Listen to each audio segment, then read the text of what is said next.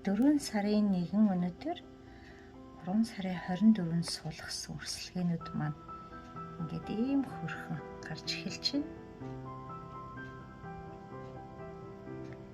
Ихэнх нь улаан лойл байна. Энэ наатлын хэд. За цаатлын хэд нь юу вэ? Үргэс тэмх байна. За тэр наатлын захын хоёр бас үргэс тэмх. Тэр хоёр нэлийн гарчсан, өчигдрөөс эхэлсэн.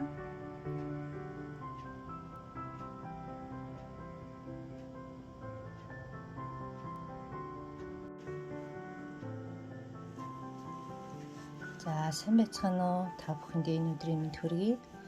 За миний үрсэлгээний талаар маш олон хүмүүс яаж үрсэлгээ хийж байна вэ гэртээ гэдэг асууж байгаа учраас би энэ видеого хийж байна. Тэгээд энэ миний 3 дахь жишээл. За тэгээд энэ жил ер нь би жоохон орой эхэлсэн. 3 сарын 24-нд үрсэлгээгээ сулгасан. Зарим нь 27-нд. Түрүү жил бол би бүр 2 сарын сүүлээр эхэлж ирсэн. За тэгээд энэ жил орой сулгасан ч гэсэн одоо өнөөдөр 4 сарын 6 ингээд ингэж хөрхөн гарсан байна. За тэгээд үрсэлгээ хийхэд хамгийн гол анхаарах зүйл гэвэл гэрэл мөн дулаан температур одоо дулаан газар тавих байгаа. Тэгээд би оройд ингээд дээрэс нь ийм гэрэл асаачдаг. Та нарт харагдаж байна ийм гэрэл байгаа. Зөвхөн оройд тэгээд яг унтахынхаа алдаад нэг 11 12 гээд унтраачдаг. За тэгээд өдөрт ингээд аль болох гэрийнхаа дулаан газар дээрэс нь мөн нар сайн тусдаг ийм газар ингээд тавина. За тэгээд одоо та нар ажиллаж байгаах энэ үрсэлгээнүүд ингээд гэрэл хайгаад яг гэрэлтэй газар руу ингээд хазаацсан байгааз энэ бол зүгээр. За тэгээд тэр нэлээ ингээд нөгөө урт болоод ингээд одоо легэн гэж энд хэлдэг юм билээ. Их юм сунчсан үрсэлгээнүүд байдаг. Тэгэхээр яагаад хийж яах гэхээр гэрэл дутагдахаар тэгдэг гэдэг юм билээ. Тэгээд би энэ жилээр нь энэ гэрлийг дээрэс нь маш их сайн ашиглаж байгаа. Тэгээд харьцангуй энэ жилийн үрсэлгээ сайхан жигд мөн маш хурдан ургаж байгаа болов гэж ажиглагдаж байна. За тэгээд одоо энд луунд би анх удаага гэрт суулгаж байна. Түрүү жил шууд гадаа суулгасан. За тэгээд укроп байгаа, яншуу байгаа, сонгон, тэгээд амтд шинжүү. За энд энэ өгөрцөө байна. Ногоон өгөрцөө ингэж хөрхөн ургасан байна. За тэгээд базилик байгаа. Мөн хоёр төрлийн помидор байгаа. Улаан лойл, нэг нь том, нэг нь жижиг. Ийм улаан лойлууд байгаа. Тэгээ би та нар анзаарч байгаах ингээд би нэг савнд ийм нэлээд олон үрс суулгасан байгаа. За одоо жишээ нь энэ гэхэд жижиг улаан лойл, хамтд жижиг улаан лойл ингээд нэлээд ийм олон үр хийчихсэн байгаа. Тэгээд жоохон томроод ирэхээр нь салгаад өөр савнд, том савнд суулгаад тэгж жаад гадаа гаргаад одоо бүр яг том тарих савндаа суулгадаг. Яагаад ийм олон үр нэг савнд хийж өрсөлддөг вэ гэхээр зарим тохиолдолд зарим үрсэлгээ маань ингээд жоохон ургацсан явцад үхэх юм уу? Эсвэл зарим нь гардаггүй. Одоо жишээ нь би энэ үргэс тэмхэн дээр ингээд 3 үр нэг савнд суулгасан байхгүй юу? Тэгсэн чинь одоо энэ дээр 2 гараад энэ дээр 3 гарсан байгааз. Тэгэхээр одоо энэний 3 үрний нэг нь бас гараагүй байна гэсэн үг. Тэгэхээр үрсэлгээгээ хийхдээ дор хаяж нэг юм жижиг савнд 3-4 үр хийж байгаарай. Тэг юмыг яаж мэдхүү зарим нь ингээд гарахгүй, зарим нь одоо бас үхдэг. Одоо энэ дээр гихт чи хараа энэ 3 үрсэлгээний энэ нь жоохон ийм өнгө зүс одоо жоохон царай мутаагааз энэ нь жоохон вик байна гэсэн үг одоо сул дорой. Тэгэхээр яг нөгөө том савнд суулгахтаа энэ сайн ургаж байгаа эдрийгээ суулгаад энийгээ ингээд ялгаад авдаг. Тэгэхээр үрсэлгээ хийх тохиолдолд ер нь нэг юм жижиг савнд дор хаяж 3-4 үр суулгачхад бол ер нь бурууддаггүй. За иймэрхүү байгаа. Тэгээд услагааны хувьд гэвэл ийм жоохон байхад нь мөн дөнгөж үрээс суулгацсныхаа дараа бүр нэг айхтар ингээд ийм саваар ингээд ус асгаад идэхгүй. зөвхөн ингээд тойруулаад өглөө оройдоо ингээд шүршээд идэг усаар. Усаа мөн гэрийн температурт байлгаад жоохон зөөлж жагаад тэгж жагаад усалж байгаараа хит их хүйтэн карантны усаар, худгийн усаар услах юм бол бас үрслэхээ маань дараад одоо өөхөх магадлал өндөр байдаг гэдэг юм билээ. Тэгээ би дандаа гэрт ингээд өрөөнд хонолцсон усаар усалдаг. За тэгээд нэлээд том болоод тусад нь одоо жоохон том саунд суулгацсан үед бол ингээд баг багаар тойруулаад услаад иж болно. Одоо бол ерөөсөө тэгж их айхтар их усаар услаад идэггүй. Бас хит их усалснаас болоод нялбаагаад ингээд өрнүүд үхээд идэг. Үрслэгээнүүд ялангуяа. Одоо ингээд дөнгөж юм хөөрхөн гарч ирж яхад нь бүр амар их ус хийгээд ах юм бол тэгээд нялбаагаад ингээд ялзраад өгчин.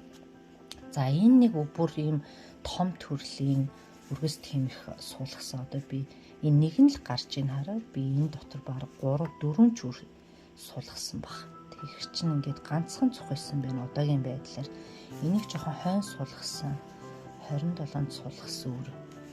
Тэгээ одоо ингэж гарч ийн. Ингээд ийм төрөл төрлөөсөө хамаарад бас эрт гарч ийн, орой гарч ийн. Тэгээд зарим нь бас ингээд бүх юм таарад сайхан болж ивэл дорой гараад ирж ийн. Одоо зарим өрнүүд бол бас баг гарахгүй байна. Тэгэхээр ер нь үрслэгээ хийж байгаа тохиолдолд юмыг яаж мэдхүүгээд хит хитэн савнд хит хитээр нь ингээд тарьж ивэл бас их зүгээр байдаг. За тэгээд гэрэл услахаа дулааны хувьд бол одоо эдрийг тохируулаад ахад үрслэгээ бол тэгээд аяндаа ингээд сайхан болчихно. За өнөөдөр 4 сарын 6. За би нэг 4 сарын дундуур нэг 2-7 хоногийн дараа эднэрийг арай жоохон том савнд салгаад суулгана. За тэгээд 5 сар гаргаа 5 сарын 10-даар ер нь бол гадаа байнга байлгах бах. Тэрнээс наан гадаа байлгахдаа шууд бас ингээд нэг өдөр гаргаа тавьчихдаггүй. Өдөрт баг багаар ингээд 2-3 цаг ч юм уу дасгаад тэгж байгаа дараа нь нэг нэлээ олон хоногийн дараа тал өдөр ч юм уу байлгаж чагаад орой оруулаад тэгэхгүй бол ингээд нэг мэсэн ингээд гадаа бөөнөр нь гаргаа тавьчих юм бол бас нөгөө цочролд ороод хайрын сайхан үрслэгээнүүдээ бас алдах магадлал их өндөр байдаг шүү. Тэр бас их чухал анхаарах зүйлийн нэг байгаа. Түрүү жил одоо 5 сарын 10-даар огцом хүүтрээд манай Канадад бидний байгаа мужид тэгээд миний 4 үргэс тэмхний үрслэгээ өгчээсэн. Би бүр том савндаа суулгацсан байсан учраас гэртээ оруулж чадаагүй. Тэгээ хомолцсон чи өгцсөн, хөлдөд өгцсөн. Тэгээд улаан лойл үргэс тэмх эднэр нөгөө хүйтний температурт маш амархан өгтөө учраас ер нь бол одоо хүйтэн бүсийн хүмүүс бүр сайн дулаарад шөндөө нэг 12-3 градустай байнга болсон үед л бүр том саундаа суулгаараа гэж хэлмээр байна. Тэрнээс наан бол ер нь жижигээр нь байлгаж агаад оройд оруулж хонуулчаад тэгээд өглөө гаргаад тавиад исэн дээр юм билээ. За тэгээд иймэрхүү маягаар ингээд үрслэгээгээ суулгаж байгаа. За хөрс шорооны хувьд гэвэл би ийм органик шороо хэрэглэж байгаа. Би танарт харуулъя. Ийм хөрс хэрэглэж байгаа би энэ жил. Энэ их сайн хөрс байна. Органик тэгээд жимс, ногоо, цэцэг одоо юу л бол юу л ингэж суулгаж болдог. Ялангуяа үрслэгээний үед энэ бол маш сайн хөрс байна. За тэгээд гадаа суулгах хөрс бол би түрүү жилийнхаа хөрсийг савныхаа талаар нь аваад одоо мод бутныхаа доогуур хийчээд тал дээр нь дандаа шинэ хөрс шороо хийгээд ингээд бохолж багсарч агаад тэгээд үрслэгээгээ суулгадаг жил болгон. Мөн бас нэг зүйлийг хэлэхэд зөвхөн үрслэгээ анх хийж байгаа тохиолдолд одоо үрээ суулгаж байгаа үедээ ямар ч бордоо янз бүрийн бол хийдэггүй. Тэгэхээр бас үрслэгийн дэмий гэдэг юм билээ. Зөвхөн шороондоо суулгаад тэгээд үрслэгээ болгоод сайхан том болтол нь байлгаж агаад яг том саундаа хийхдээ харин органик бордоо одоо шороотойгоо сайхан багсарч ингэж холж агаад тэгээд үрслэгээгээ хийж болно. За бас нэг тийм зүйл байгаа. Нөгөө гэрэл маань энэ би түрүү нэг хальт харуулсан баг тий. Одоо яг гой бүтэн харагдчихэв. Энэ ингээд нөгөө дээшээ доошоо ингээд хөдөлчдөг, яг тааруулаад их зүгээр юм билээ. Одоо Америк, Канадад байдаг хүмүүс тийм Costco-гоос авсан гэрэл. За тэгээ ямар ч гэрэл болно.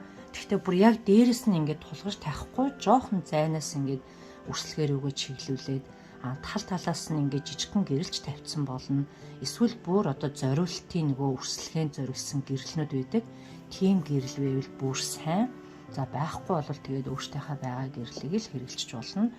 За тэгээд нэг үрслэгээний тал дээр нэг иймэрхүү зүйлийг анхаарат тахад бол үрслэгээ их маш гоё ургана. За би өнөөдөр энэ Perilla Leaves гээд нэг солонгос генеп навчаа суулгах гэж байна. Өөрийн нэгэн жоохон оройтж үрслэгээ хийж ийн энэ жил. Гэхдээ энэ маань маш хурдан ургадаг. Тэгэхээр одоо үдээд өнөөдөр 4 сарын 6 гэхэд бол нэг их оройтхгүй.